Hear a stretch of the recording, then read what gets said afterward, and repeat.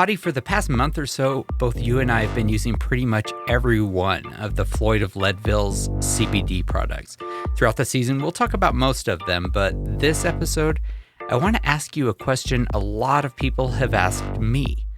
Do you get even the faintest of a buzz from any of the Floyds of Leadville CBD products? Well, I would say that some are stronger than others. For me, the drops, there are some drops that you get that I love. I mean, I love the drops. They are stronger. Stronger not in the fact that I get a buzz from them, but that relaxation that Floyd's talks about so much when you use a CBD product as recovery for your recovery. So I would say the drops, yes, I can feel more than the rest of the products. How about you? Yeah. Well, to be honest, I have not cracked open the tinctures yet. And I can imagine that, you get more milligrams per anything else than with that tincture. And I can imagine you might get hit a little more strongly. But otherwise, I got to say, I haven't even got a twinge of lightheadedness from anything. And that's, getting a buzz isn't really the purpose. And I have ratcheted my dose up pretty high. I've taken a couple of the 50 milligram isolate capsules, which means, 100 milligrams, just checking to see what happens. Kind of curious. It's like, is it going to knock me out? Is it going to make me giddy? Is it going to make me loopy? And it didn't, which is pretty much in line with the stated fact that CBD doesn't have any psychoactive effects. Even the full spectrum Floyd's products don't have enough THC to do really much of anything. Though if I were involved in anything that had drug testing, I'd probably stick with the Floyd CBD isolate products just to be safe. And same deal if you have any ethics issues about THC, the active ingredient in marijuana. If that's a problem for you for whatever reason, just stick with Floyd's CBD isolate products, which have no THC at all. Yep. And what I do notice, to be clear, and it sounds like this is kind of the effect you're getting as well, is I do feel good using CBD. I'm recovering well, and I feel good the day after I ride using this, and it helps with my training because I feel like I'm able to go on another hard training ride very soon after. CBD is great for inflammation and recovery. And just sort of one last thing with that, as we mentioned in other podcasts, long before we ever started this podcast, I found CBD is a valuable arrow in my quiver of things I use to get a decent night's sleep. And for what it's worth, my dad, who is 80 years old, also finds it helpful for the exact same thing. Be sure to check out Floyd's of Leadville, our presenting sponsor, at floydsofleadville.com and use the code FATTY at checkout for a 15% discount on your first 2 orders. And thanks, Floyds of Leadville, for sponsoring the show. 3, 2, 1.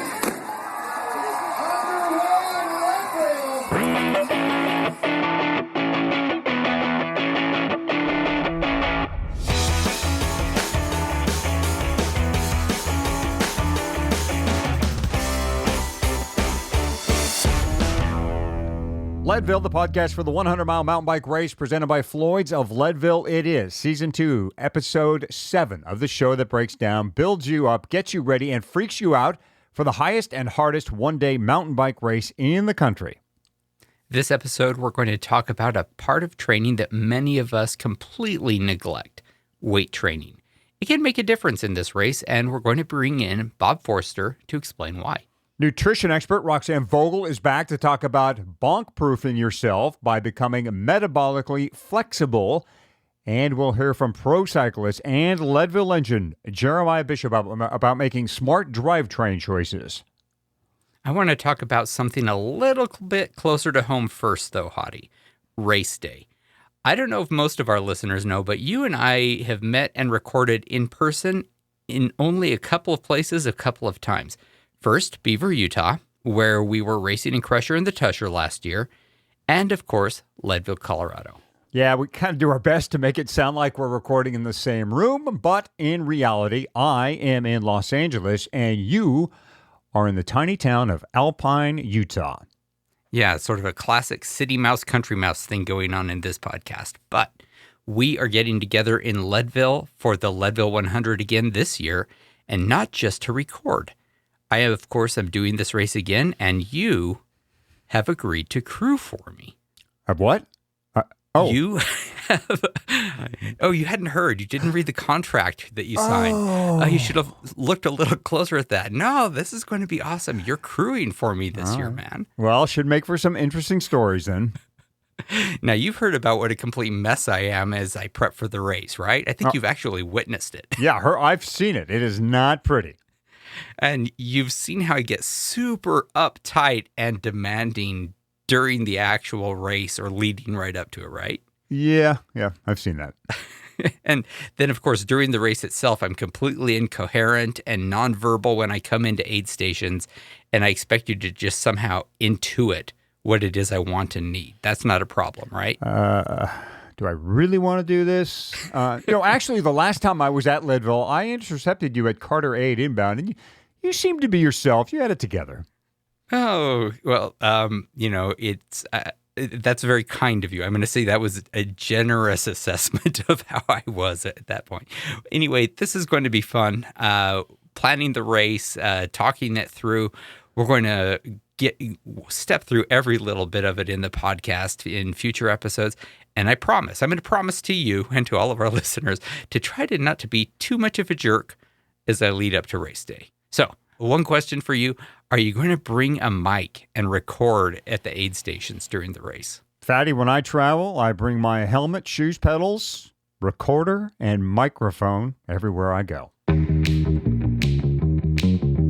Hottie, we are at the promo spot for the feed now, but I want to do something unusual. Talk about something I recommend against for the Leadville race. You know those dry sort of disc-shaped waffles that Honey, Stinger, and Goo and other companies sell? I don't have anything against them inherently. They taste really good. They're easy to hold in your jersey, super easy to open. So do you know what my problem is for them for Leadville? How about carrying around a waffle maker for 106 miles?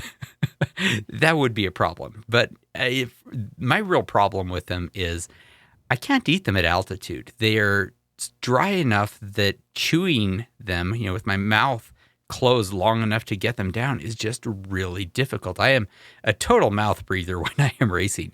I'm breathing so hard and so fast during this race that these just don't work for me anywhere but at the starting line, where you can chipmunk them if that's your style before the race begins and your breathing rate spikes through the roof. Do you have the same issue?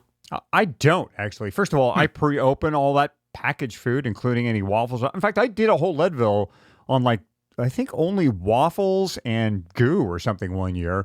And the second thing I do, like I talked about last show regarding bonk breaker bars and mastication, is I give those waffles the chipmunk treatment. Like you just said, the whole thing gets shoved in the side of my mouth where it resides until I can chew it up and get it down. Yeah. And that works fine for when I'm going downhill. It's when I am climbing and trying to drink and food just sort of falls out of my mouth. I think that maybe we're discovering that I might have some issues with grace and lack thereof. Anyway, for me, it's all gels and liquids all the time during this race. I, of course, use Morton, the energy drink. I love my Goo Roctane energy gels, though I am actually pretty intrigued with a Martin gel too. And then Scratch Chews, they're delicious, and I love the bonk breaker bars at the beginning of the race. And then finally, I always carry some pickle juice just in case I get cramps. Those have saved my bacon on many a hot day.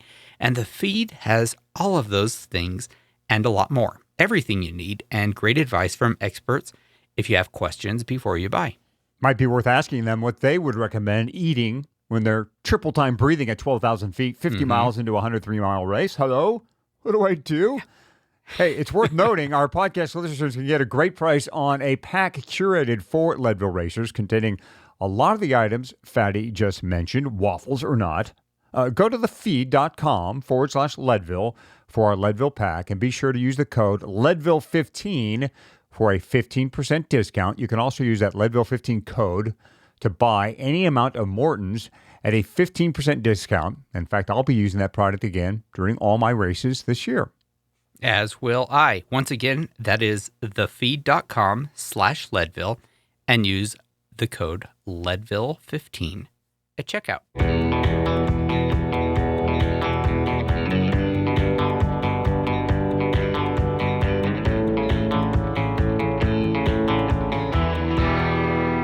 All right, Fatty, my turn to ask a question. Do you have a gym membership? I don't. I had one for a while when I was training for an Ironman, but that's close to a decade ago. And I hardly used it. I kind of got turned off on them because it was so close to impossible to get out of my contract. Eventually, in fact, I faked my death and changed my identity to get out of it. That's great. How about at home then? That's funny. That's a good story. How about at home? A barbell or dumbbell or chin-up bar? Got any of that stuff laying around? I do have a chin-up bar, which I use as a clothesline for my bib shorts after I wash them. Classic. Look, I have long believed in strength training. Before I was a cyclist, I did two things: played golf and lifted weights. That was kind of it. I still work out, in fact. And not just push-ups at home or a few overhead presses with milk jugs. I actually go to the gym. And not just any gym. I go to Gold's, home of Arnold and Lou Ferrigno and many of the Mr. Universe champs. Gold's has lots of heavy stuff to pick up. There's lots of grunting and snorting and sweating and testosterone and steroids. Oh, I hope there's not steroids, but there might be. There's that type of stuff there, you know? I'm getting a whole new picture of you, Hottie. Oh, you should see me. I'm terrific in this environment. Here's the skinny cyclist. Sometimes I come in my Lycra too, trying to pick up, trying to squat something, and these large human beings are looking over them and sneering. What's that little man doing here? Look, I'm one of the lucky ones though. I can lift to my biceps content without putting on a lot of size. There's a name for that. It's just like mesomorph, or it's a strange name for it. And that's what I am. I get stronger, but not bigger. That said, I get why many cyclists are gym shy. They don't want the additional mass. But there is a way to get stronger without putting on the size. And to explain, we get with Bob Forster again. We had him on a previous show talking about VO2 max. Bob is a physical therapist and founder of Phase 4 Scientific Health and Performance Center in Santa Monica, California, where he works with Olympians, MMA fighters, marathoners, and people like me. So, Fatty, get ready to deadlift, curl, and press. Bob and I are going to pump you up. Well, it's good to be back in the offices of Forster Physical, at least I think it is, Forster Physical Therapy. We're here in, it's a good thing I'm not on one of these benches this time, though. Usually I come in here and I'm broken and Bob has to fix me. He's checking me out. What'd you do this time, Michael? You fell? Oh, no. Bob's a great guy because he can fix you. Like I've said before, he can fix you and he can make you faster. I've experienced both sides, Forster PT and Phase 4 training. We're going to talk today with Bob about weightlifting, as we've previewed here in the show. Weightlifting. This is a big mystery, I think, for a lot of our endurance athletes type, even the Leadville types, even the mountain biker types who probably get the idea of weightlifting, Bob. Bob, why would any endurance athlete want to lift weights? Well, all endurance performance comes down to the power to body weight ratio an athlete can put out. Meaning, if I'm putting out 200 watts on the bicycle and I can do that steadily for an hour, 3 hours, and I weigh 150 pounds, I'm going to go a lot faster than the guy who can put out 200 watts and weighs 180 pounds. So it's about how much power can you sustain. So it's sustained power versus your body weight. So we're always trying to get power up and body weight down. And weightlifting can satisfy both of those goals. Getting a muscle to produce more power, which starts as force generation from the muscle, comes from making the muscle stronger. Now, endurance athletes, we don't want to make them bigger. We want to make them stronger. And I know that's an interest of yours, Michael. We've talked about it before. The key to that is most of the strength gains from lifting weights comes really from the neurological connection, meaning can your brain recruit a bigger number of muscle fibers, make them all stronger. So if all your muscle fibers are 10% stronger, because you've been lifting weights, and you've improved that pathway from your brain to your muscle so it can recruit more of them at a time, you'll see that the initial gains for strength training are mostly neurological. You haven't even had time to incorporate, to put on more muscle, to make more muscle. So you take your existing muscle fibers, you make them stronger, and then you have a better recruitment pattern, a better ability to turn them on. You're going to put out less power and be able to keep it. But I really would push in another direction, especially for Leadville. I know the grueling race, obviously, and I know, having done a bunch of these, that it's your musculoskeletal system that has to hold up. So it's no good to be in a monster aerobic athlete just to have your Achilles look like a fat sausage by mile 80, and you're not finishing the day because your Achilles blew up or your patella tendon blew up. So strength training hardens the body. When you're lifting weights and putting force through tendons and fascia and muscle, your body's going to respond by making those connective tissue structures stronger. So your Achilles tendon, by lifting weights, actually gets stronger and thicker and can take more force. So this musculoskeletal resiliency is one of the major reasons why an athlete for Leadville would also lift weights. So to increase your power to body weight ratio. By the way, if you put on more muscle, you're going to improve your resting metabolic rate, something we've talked about before, how many calories your body is burning every minute. And so if you put on more muscle, increase your rate, you're likely to get a lot leaner. Yeah, folks, Bob doesn't like to brag too much, but he has lined up at Leadville, also at La Ruta. He knows the rigors of endurance mountain biking, firsthand at least. But Bob, you've probably heard this before. Lifting weights, I'll put on mass. How am I going to up Columbine? You're going to slow me down going up Columbine if I'm carrying this extra mass. Well, if the mass, first of all, we work to keep your mass down. And as I said, most strength gains from weightlifting. It comes from the neurological connection. But there is a way to lift weights where your muscles don't get bigger. So you can get 3 times stronger, like 3-to-1 ratio on strength increase to size increase, if you lift weights the right way. Now, we know there's many ways to lift weights, but if we think about how bodybuilders get big, they use a moderate weight. They do supersets, lots of reps, lots of sets, lots of repetitions. Supersetting means working the same muscle with different exercises. They're looking for complete fatigue of the muscle, and that's what makes muscles grow. So when we lift weights for endurance athletes, or we prescribe weightlifting for endurance athletes, we give them the vertical order of exercises. So when you're doing your ham curls, and then you switch to an upper body lat pull, we do one exercise for one set for each muscle group and then go to the next one. So by the time we come back for the second set, your muscle is completely recovered, your hamstring, for instance. So we do your ham curls, then we're going to do an upper body, then we're going to do a different lower body. We're finally going to get back to your hamstrings when they're fully recovered and not fatigued, and you'll still get stronger, but you won't be building that mass. So there's really no reason to build more mass through weight training. If you want to, we can do that. But more importantly, I want to increase your strength, therefore your power to body weight ratio. I want to use weights to make all your structures more resilient to injury. And I can do that in a way where you're not putting on a bunch, you're not going to look like a bodybuilder. Dad, shouldn't I just do legs? Or do you want me doing arms and all this other stuff I'm a leg athlete, right? I pump the pedals. Do I need to do any more than legs? Of course, especially for Leadville and for mountain biking. So for road riding, even for road riding though, when you're pushing down with your left foot on the pedal, you're pulling up on your right arm on the handlebar. That's the whole cross diagonal stabilization pattern that we use to stabilize our body to get power out of your left leg. So we're pulling on the handlebar, so the upper body comes into it.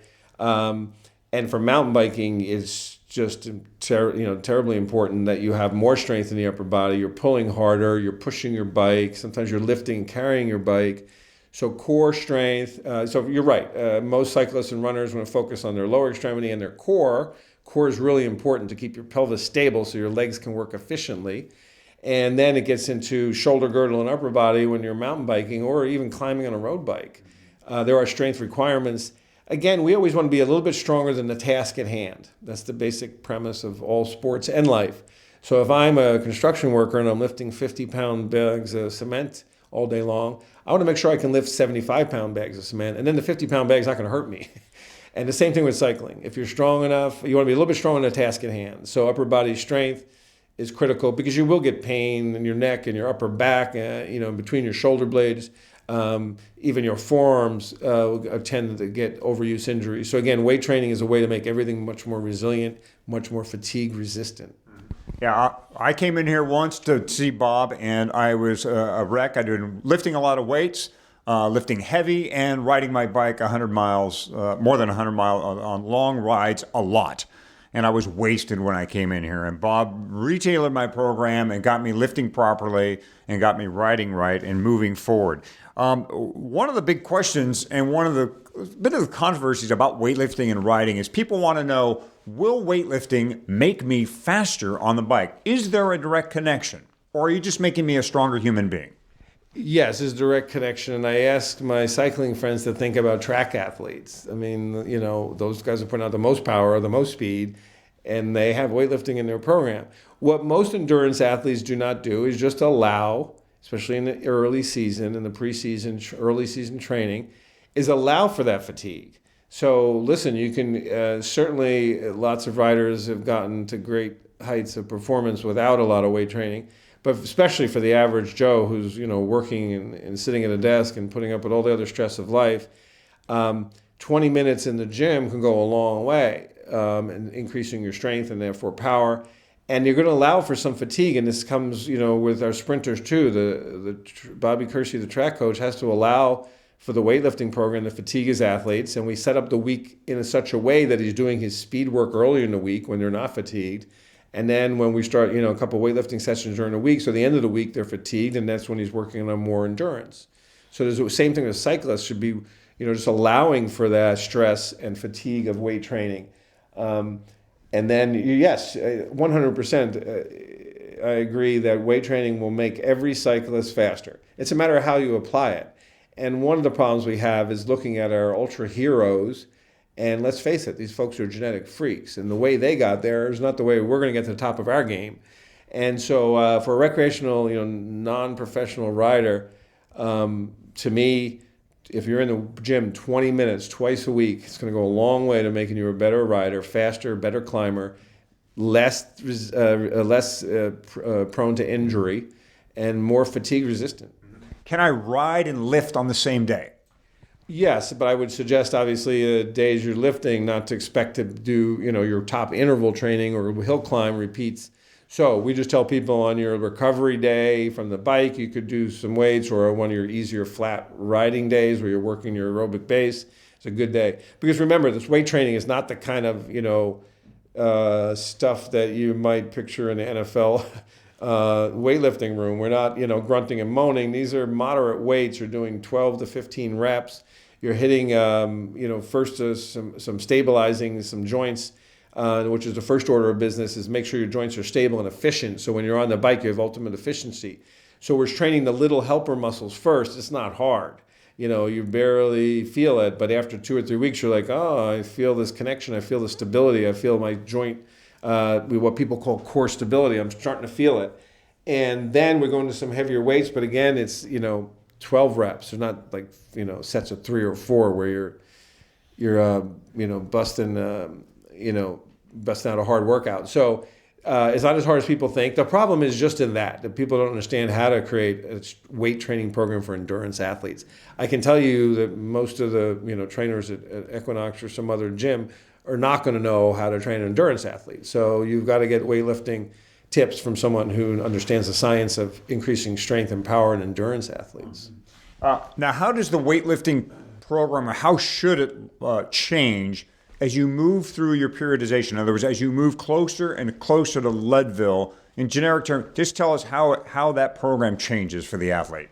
And that's such a great question, Michael. Periodization training tells us that through a lot of studies done in Eastern Europe in the 50s, 60s, 70s, 80s, that if we take the training goals and break them into periods, therefore periodization, and achieve those physical attributes on your bike and in the weight room at a certain part of the season in a rational sequence. Meaning, in the beginning of the season, we want to go out and do a lot of aerobic base work. So we got your, we talked about VO2 training, getting your heart rate pegged for that. In the weight room, we're doing light weights to stabilize your joints, training the little tiny muscles, literally with 3, 4, 5 pound weights. These are tiny little muscles that need to be stronger so your joints move very efficiently. Specifically, we want your core, your abdominal muscles, to hold your spine and your pelvis steady while these big muscles are pulling on them.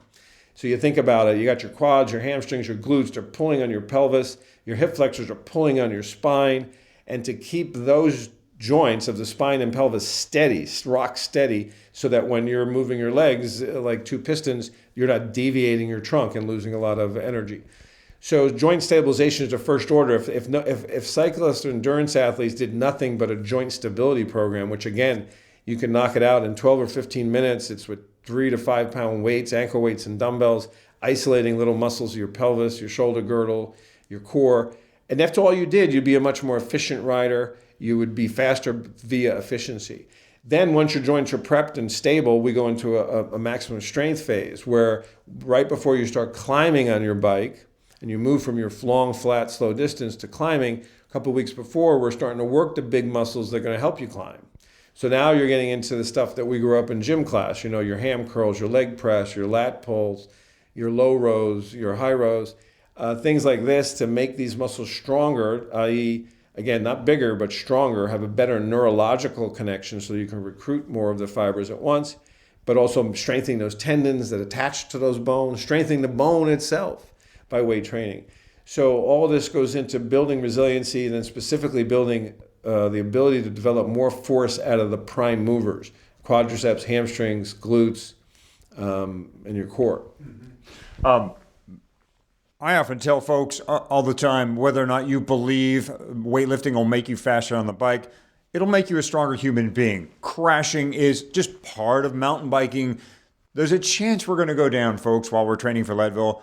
You want to be able to get back up. And even if you have trouble getting back up, hopefully your weight training, your strength training will help you heal a little bit faster, and it really can.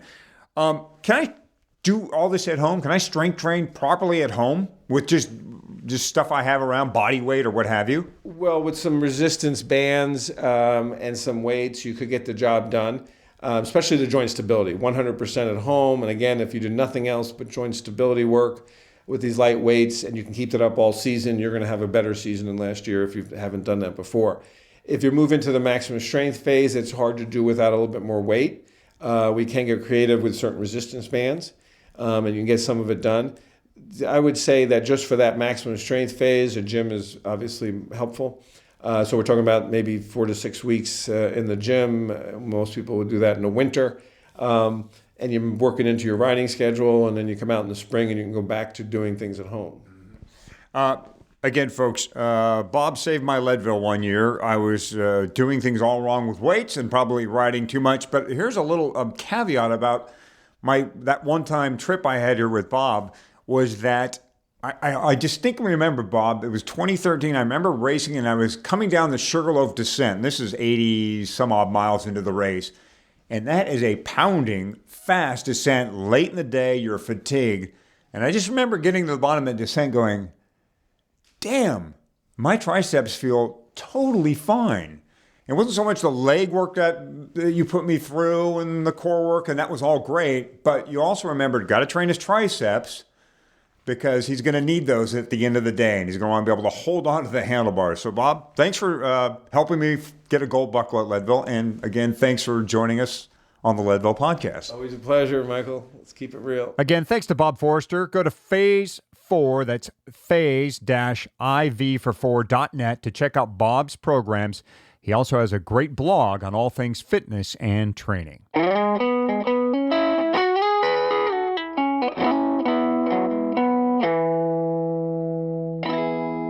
Fatty, I want you to think about your current helmet for a minute.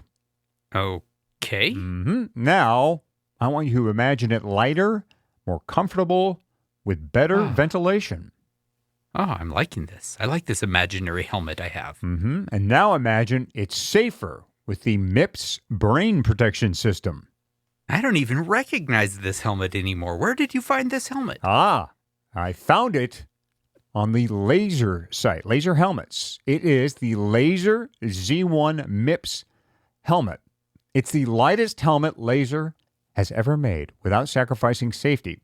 It's actually a road helmet, but the fact is road and mountain bike helmets have to adhere to identical safety standards. This is a seriously good helmet to check out for the Leadville 100. Yeah, I am going to try out that helmet. I like this imaginary helmet becoming my actual helmet. Check out lasersport.com. That's laser with a Z for more. We will also have a link for it at the Leadville100podcast.com.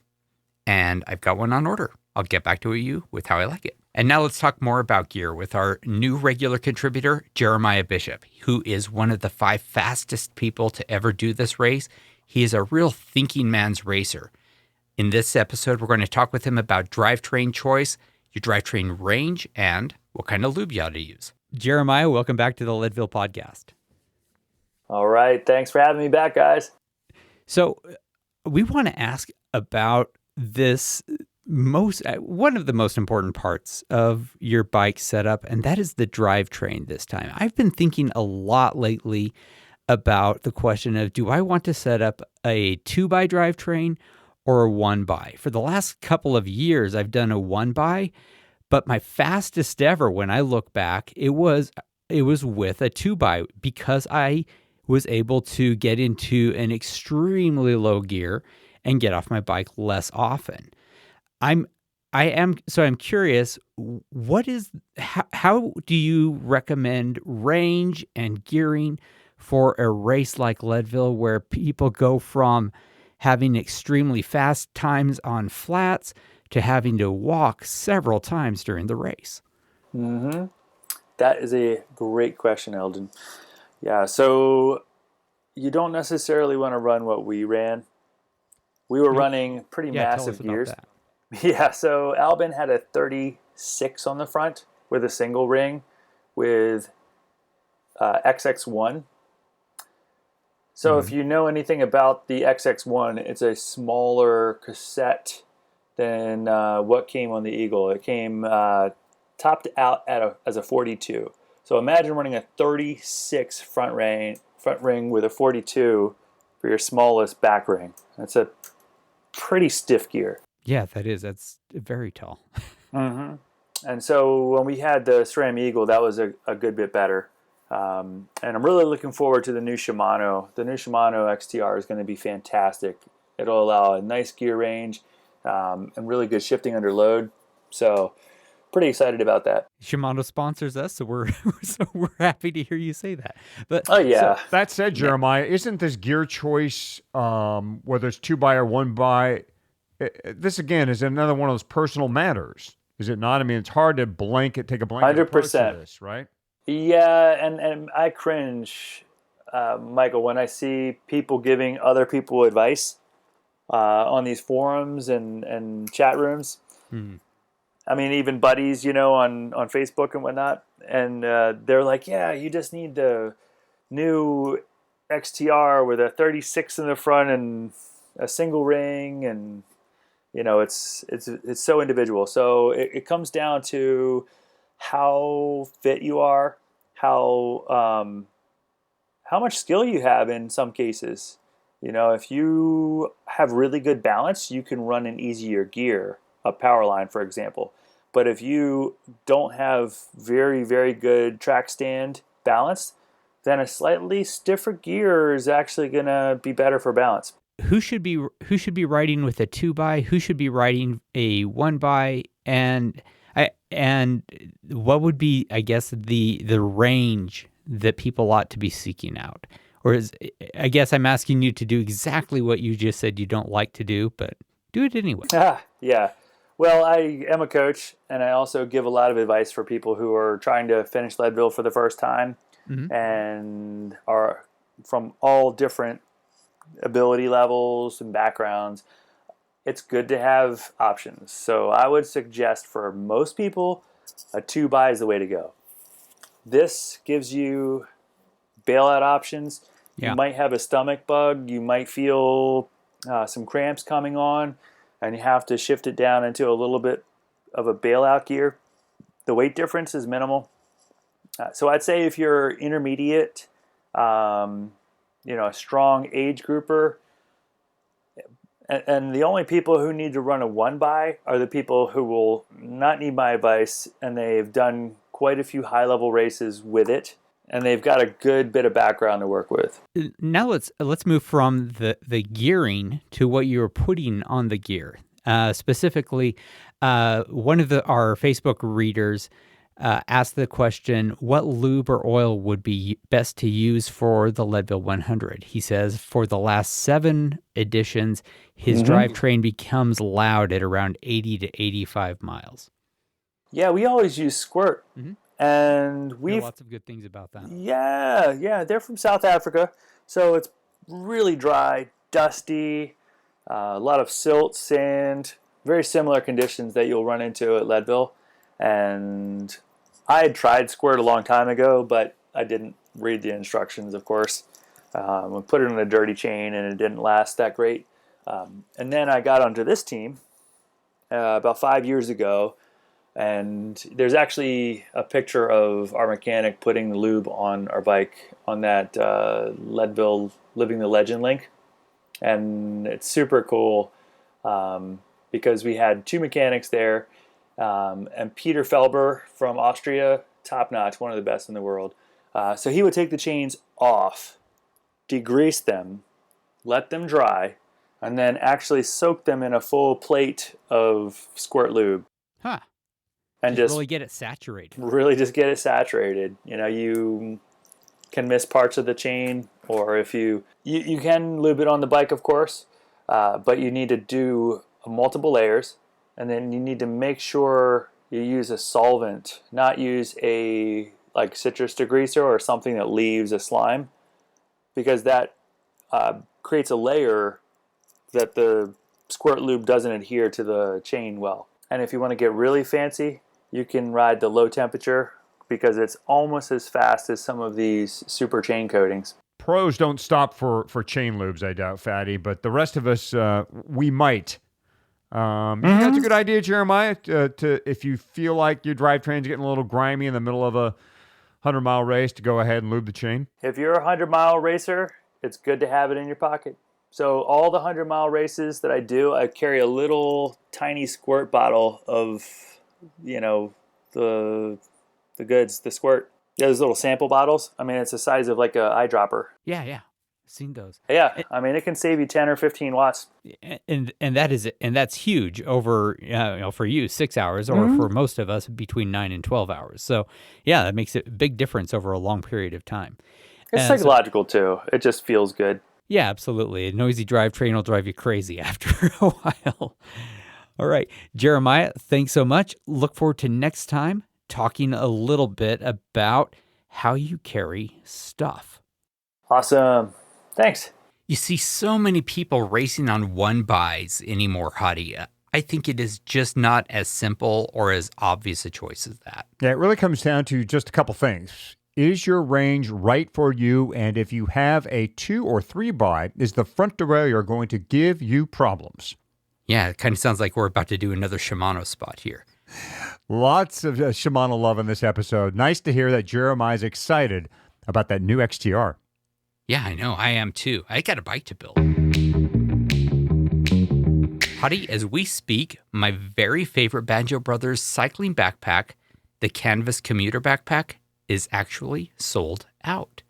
I like to think that is due to my social media influencing that did that. I guess if that were the only great cycling backpack Banjo Brothers made, that would be an issue, but it's not. Checking out their site here, they've got the large version of the commuter backpack available in red, the medium commuter backpack in black and in white, the Metro backpack, and the Metro Compact pack in several colors. Yeah, and they've got the Canvas cycling rucksack, which on its own is a really amazing commuting cycling backpack. I, in fact, have one of those. And it is just a simple, amazing, good-looking canvas pack with leather hook-style clips that make it super easy to open and close, and it folds over so that it's basically waterproof. And just like all Banjo Brother packs, the shoulder straps are great. And that's one thing we haven't talked about so much before, but these things are obviously designed by someone who cares about how a pack feels when you're riding on a bike. Not all packs are like that. It's got a nice sternum strap too, so that the pack doesn't shift around on you while you're riding. And like the other Banjo Brother items, you can get a 20% discount on that pack, which means the price goes from $75 to $60. That's an amazing deal on a great pack. Here's how you do it. Go to banjobrothers.com/fatty-favorites. Scroll down, sign up for offers exclusive to our listeners. You'll get a 20% discount coupon emailed to you. Yep, Banjo Brothers is tough, practical, and affordable. They're based in Minneapolis and have been in business since 2003. And they're just good guys who obviously love to ride. Go to banjobrothers.com/fatty-favorites. Sign up and get that deal.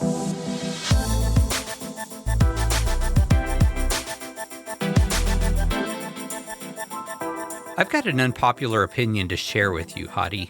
Bonking sucks. That is the least unpopular opinion I have ever heard. Okay, fair enough. It was neither bold nor controversial, but that is not really what this show is about. However, I do stand by my point that bonking sucks, and it was a problem that plagued me for more than a decade of racing the Leadville 100. Every year in about the same place. I am on track for a sub-9. I come out of the Twin Lakes Dam aid station inbound, 60 miles down, 40 to go. And I'm on that little road climb. And it is like that little road incline is a big, long wall. I would just come to a standstill, and I swear it would be as if I were practically rolling backwards. Now, I know that road and that feeling all too well. A lot of us have suffered there because we're used to burning nothing but carbs, and we've gone through all of our ready supply by the time we get to that point. Yep, and that is why we are lucky to get some help on that front with GU Energy Labs' Roxanne Vogel. She is a super serious endurance athlete and an expert on nutrition for folks just like you and me and our listeners. Today, we're going to be talking with her about techniques on bonk-proofing ourselves, which is an idea I love, by training to be metabolically flexible. Roxanne, welcome back to the show. Hey, Fatty. Thanks for having me.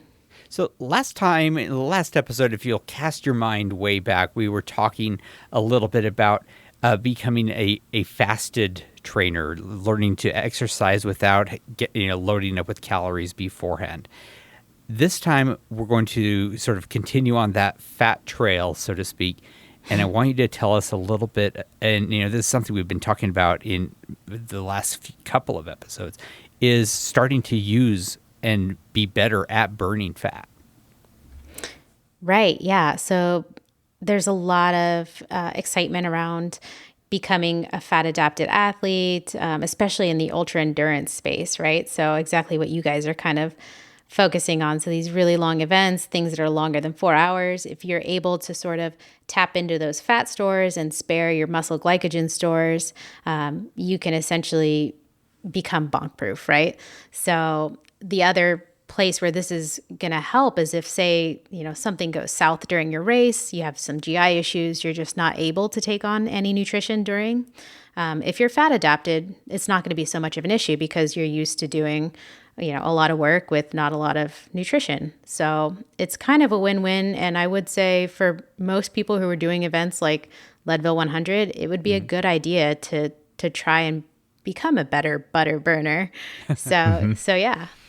So I've been a little bit nervous about this for a while because a few years back, I actually did an endurance relay with a guy who was very well adapted for fat on my team. He had lost a ton of weight by doing the keto diet, and he still did have good endurance. This was a guy who had historically been a great time trialist. But he had lost a ton of speed during this race, and it's kind of weirded me out a little bit that if I focus on becoming a better butter burner, then I will also become a slower cyclist. Is that a valid concern? Totally valid. There's been a lot of recent research, even just looking at what this actually means as far as performance. When you're better at burning fat, does it actually impair your ability to perform high intensity work? And a lot of times what they're finding, the answer is yes. But that doesn't mean that you shouldn't try to be more fat adapted. It just means that you need to be really wise in your nutrition strategy for race days and for, high quality workouts, things like that, where you have to hit those high intensities. And race day, even if you're doing an 8-hour, 10-hour, 12-hour race, you're still going to be working at the highest intensity you can for that amount of time. And you're going to be climbing hills and trying to pass other riders. So things like that, where you're going to need to have that snap and that pop and be able to work at high intensity. So that is to say, yes, you should at least strive to be good at using fat as fuel, but you should also be able to use carbohydrates. So being metabolically flexible is kind of the term that a lot of people are using these days. Being able to use all fuel sources sort of equally, or, at least well, or being like a flex fuel user is the best possible combination, I would say. One way I like what are the fuels available to us? Yeah. So obviously carbs, that's kind of a no-brainer. Fat, and that's going to come from your body stores of fat. So not necessarily eating fat during exercise, because that's kind of a recipe for disaster for most people.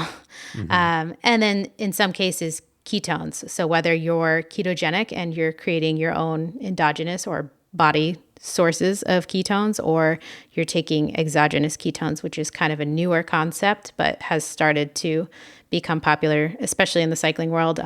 So working with like ketone salts or ketone esters. So all of these can be used as fuel during exercise. Yeah, ketones. This has become quite the word out there. Ketogenic, ketones, ketosis. What are these ketones? Where do they come from in our body? How do they get turned into fuel? Yeah, so I mean, that's kind of an involved question, but ketones are essentially produced from the breakdown of fatty acids. So this, in normal, human physiology, this is something that happens when either there's very low calorie intake, as in starvation, or if you're on a very low restricted carbohydrate diet, that can happen as well. So a lot of people today are purposely putting themselves in a state of nutritional ketosis, meaning that they're restricting carbohydrates to the point where their body has to rely on a lot of fatty acid breakdown. And then they're producing these ketone bodies, which can be used by the brain and the muscles, etc., for fuel. So it's a natural state that happens kind of periodically throughout the day and throughout your lifespan. If you're on a low-calorie diet, or you're not eating, or say you're sick and you have the flu, you don't eat for a few days or something, your body will actually go into ketosis. But people are actually doing this on purpose now in order to be able to use those ketones as a fuel source, which works pretty effectively. How about protein? Will your body ever turn to protein as a fuel source? It will, but your body is pretty smart in that it doesn't want to break down its own muscles for protein. So your body will really turn to protein, and that's a lot of times going to be, structural things like your muscles and whatnot. It'll turn to that last. And so it will burn everything else first if it can. But during prolonged exercise, so say something like Leadville, you can actually start to break down muscle tissue. So that's definitely a concern at that point. What makes this race different than other endurance races is how high it is. Now, is there an aspect that we need to be careful of the lack of oxygen and trying to burn fat when we're doing the Leadville 100, when we're up at 12,000 feet? Yeah, so that's a really good point. There is less oxygen available, and that does become a concern, because if you look at the amount of oxygen it takes to break down various fuel sources, so say breaking down carbohydrate versus breaking down fat, it's actually going to cost you less oxygen to break down carbohydrate than it is fat. So it makes it a more efficient fuel source at high altitude, which is something to think about. So I would say you want to be kind of thinking about that going into it, making sure that you plan on using carbohydrates. It is more efficient.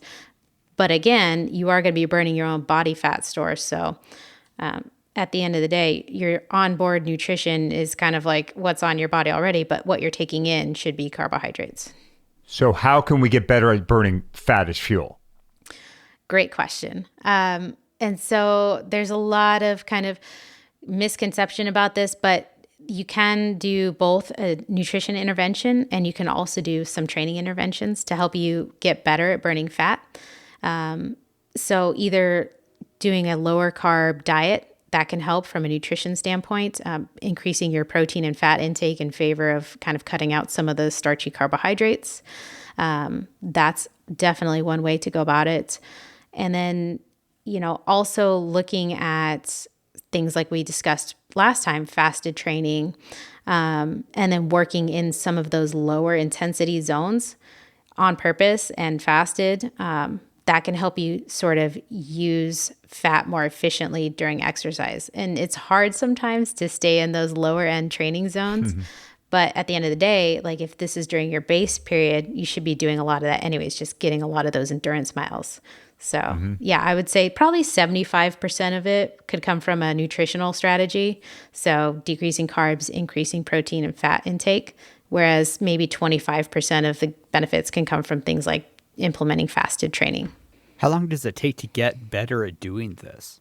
It can be relatively quick. It just depends on how aggressive you are, honestly.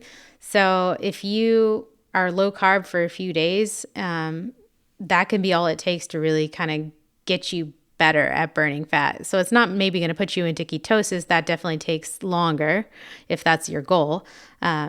But just a few days can actually shift your metabolism. And we've seen this in the lab where I'm doing kind of research on some of our elite athletes. Even just one dietary change throughout the course of a day can shift the amount of fat calories versus the amount of carbohydrate calories an athlete burns doing the exact same workout. It's pretty crazy. Yeah, it's fast.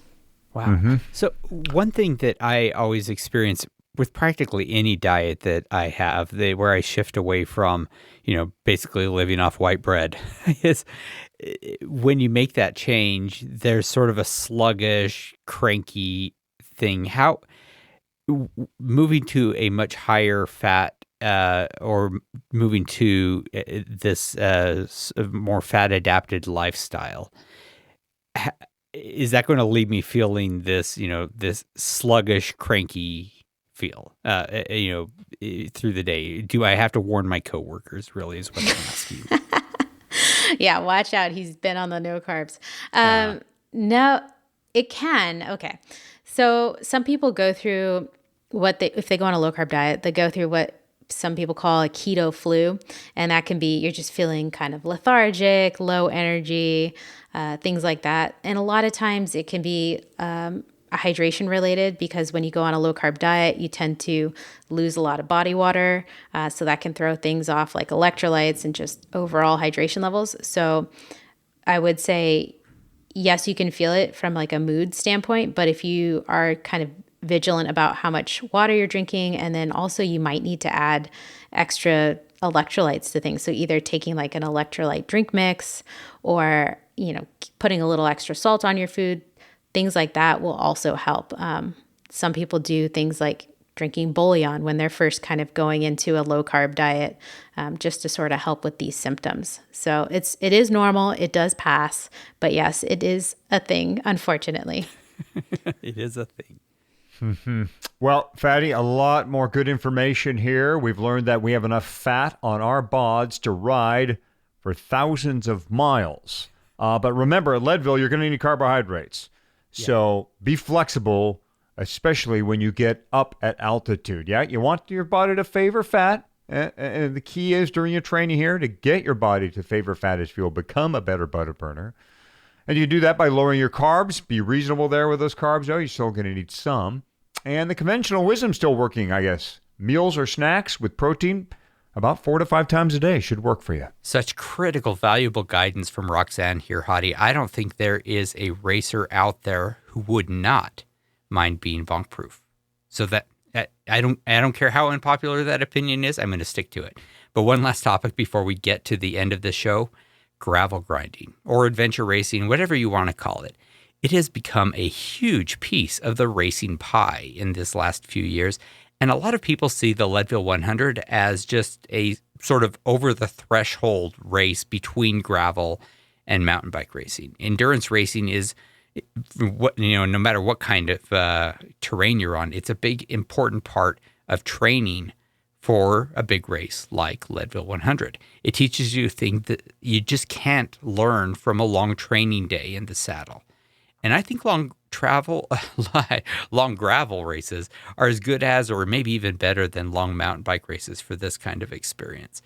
I know that I see the Crusher and the Tusher, which is a race you and I have done, and is a high altitude mix of road and dirt, as sort of the perfect tune-up for the Leadville 100. Yeah, Crusher, BWR, Rock Cobbler, all great pre-Leadville gravel endurance events that can test the legs and the soul. Crusher is like the most like Leadville. Belgian Waffle Ride, probably the least, and the Rock Cobbler in Bakersfield, kind of in between. All three can be ridden, that is, on the trendy bike of the day, the gravel bike, which we used to call a cross bike. But as the events and enthusiasm have grown surrounding this category, gravel bikes, or adventure bikes, have become their own deal. A little stronger, a little lower, a little lighter. Yep. And you know that I don't have an adventure bike like that as such. I just prefer riding my mountain bike, and I'm super comfortable with climbing and descending on it. My fastest finishers for the Crusher and the Tusher have always, in fact, been on mountain bikes, not on cross or drop bar type bikes of any type. The line between lightweight hardtail mountain bikes, like you might see in Leadville, and adventure bikes, that is, has certainly been blurred. Really, the biggest difference anymore is in whether you're going to have suspension up front. Yeah, and that's actually one thing I'm going to change for Crusher this year. On my hardtail, I'm going to swap out my regular suspension fork. I ride with a RockShox RS1 as a favorite of mine for the Envy mountain fork. It is a super light, super simple, beautiful, and incredibly well-designed fork that you can use to more or less make your Leadville bike into something that is really well-suited for a gravel or other kind of adventure race. Actually, the first time I did Crusher, all I had was a mountain bike. I didn't have available to me an adventure bike, so I took my hardtail mountain bike and put a carbon fork on the front of it. So that setup, I've experimented with that Crusher, and I can tell you it runs great. I've got a couple Envy forks on my bikes. I have a road fork, actually, and I have the aforementioned mountain fork as well. The road fork is great, trustworthy. I mean, who are you going to trust? 40 miles an hour going downhill with a piece of carbon between your front wheel and your frame?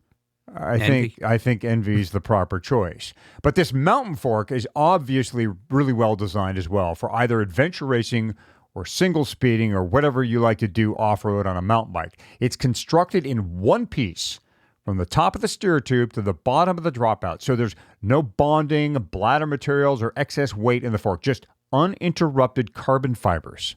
Yeah, and I really like the way that the dropout chips are reversible, so you can fine-tune the rake on the fork for your fit. And it comes with adapters for 140 through 180 millimeter disc rotors, and it is just really well designed. I'm stoked to use this in the Crusher, and I am thinking a fork like this makes any Leadville rig into a pretty good gravel rig without spending a ton of money on really anything else. Of course, you can learn more about the mountain fork and all of Envy's wheels and components at Envy, that's ENVE.com. All right, let's wrap up Season 2, Episode 7 of the Leadville Podcast, presented by Floyd's of Leadville. If you like our little show, give us a 5-star rating and review over at Apple Podcasts. Also, share it with your other cycling friends and support our sponsors. Let them know you appreciate them making this show possible. Meanwhile, if you have ideas or questions for us, head to the Leadville100podcast.com comment section and get in touch. Yep, and you can also leave a comment or a question for me at Twitter. I'm at Fat Cyclist. You can find Hottie at Michael Houghton, or find us on Facebook, where we are both very active in the Leadville 100 MTB participants group. So, good luck in your training. Thanks for listening, and we will see you at the starting line. And you'll see Hottie babysitting me at the aid stations. I'm going to regret this.